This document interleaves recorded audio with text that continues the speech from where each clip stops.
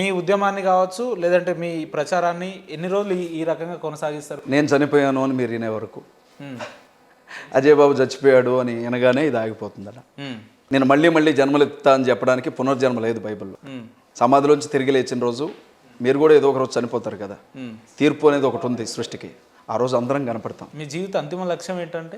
అంతిమ లక్ష్యం లేదన్నా, దేవునికి నచ్చిన మనిషిలాగా బ్రతకాలి అంతే, అంతకు మించి. అంటే నేను చనిపోయేంత వరకు ఈ రకమైన మార్పులు చేర్పులు చేసుకోవాలనే ఆ రకమైన ఏమైనా ఉందా మీ కమ్యూనిటీలో?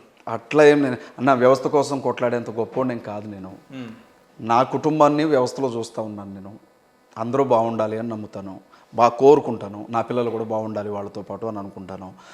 చనిపోయిన తర్వాత దేవుని దగ్గరికి, నేను ఎవరికి నచ్చినా నచ్చకపోయినా దేవుని దగ్గరికి వెళ్ళాలని ఆశపడతాను. అజయ్ అన్న, సిగ్నేచర్లో మీ ఇంటర్వ్యూ ఎప్పుడు రావాలని మా ప్రేక్షకులు చాలా రోజుల నుంచి వెయిట్ చేస్తున్నారు. అట్ ది సేమ్ టైం మేము వేరే వాళ్ళని ఇంటర్వ్యూ చేసినప్పుడు కూడా ఆ కామెంట్ చూపిస్తాం, మీకు మిమ్మల్ని ఇంటర్వ్యూ చేయాలని కూడా అడిగారు.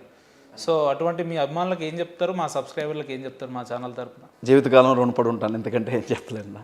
మీరు చూపించే ప్రేమకి అభిమానానికి బ్రతుకున్నంతకాలం మీకు రుణపడి ఉంటాను. Thank you.